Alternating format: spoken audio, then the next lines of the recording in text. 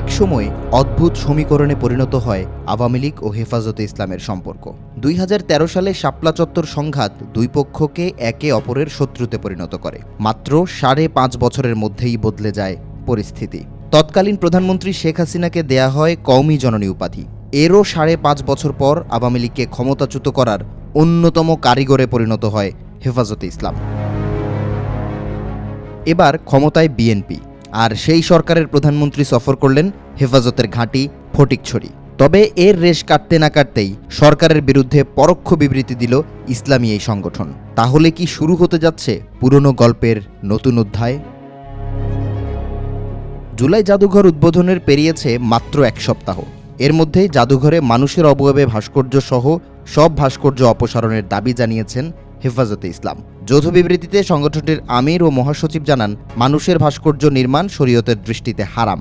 জুলাইয়ের শহীদ ও আন্দোলনকারীদের ত্যাগ অবশ্যই স্মরণীয়, তবে সেই স্মৃতি রক্ষার নামে ধর্মীয় মূল্যবোধের সঙ্গে সংঘাতও মেনে নেবে না হেফাজত। অথচ 9 আগস্টের পরিস্থিতি ছিল সম্পূর্ণ ভিন্ন। রাষ্ট্রীয় কর্মসূচির মধ্যেই হেফাজতের শীর্ষ আলেমদের সঙ্গে মতবিনিময় করেন প্রধানমন্ত্রী তারেক রহমান। এ সময় হেফাজতকে আগের মতো বিএনপির সঙ্গে থাকার আহ্বান জানান তিনি, যার প্রত্যুত্তরে সংগঠনটির যুগ্ম মহাসচিব জানান, ইসলাম ও দেশের পক্ষে দৃঢ় থাকলে সরকারের পক্ষে থাকবে হেফাজত। বাসদের সাধারণ সম্পাদক বজলুর রশিদ ফিরোজের মতে, হেফাজত অরাজনৈতিক সংগঠন হলেও অতীতে তাদের রাজনৈতিক দাবার গুটি হিসেবে ব্যবহার করা হয়েছে। তবে শেষ পর্যন্ত হেফাজতকেই সেই সরকারের বিরুদ্ধে রাজপথে নামতে দেখা গেছে। বিগত সংসদ নির্বাচনে জামাত ইসলামের বিরুদ্ধে এক ধরনের জিহাদ ঘোষণা করেছিল হেফাজতে ইসলাম। নির্বাচনের পর বদলায়নি এই অবস্থান।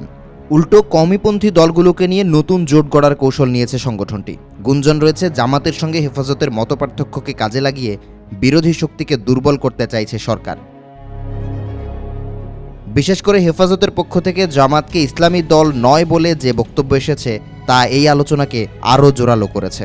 বিশ্লেষকদের মতে, বর্তমান রাজনীতিতে তারেক রহমানের ট্রাম্প কার্ড হেফাজতে ইসলাম। সরকার প্রধানের সঙ্গে হেফাজতের বৈঠক হয়েছে, এসেছে সম্পর্কের বার্তা, একই সঙ্গে ভয়ঙ্কর সতর্ক বার্তা। হেফাজতের সঙ্গে নতুন সমীকরণে কি লাভবান হবে বিএনপি, নাকি শেষ পর্যন্ত তৈরি হবে পুরনো গল্পের নতুন অধ্যায়? রাজনীতির দাবায় হেফাজত এখন আর কোনো সাধারণ ঘুঁটি নয়।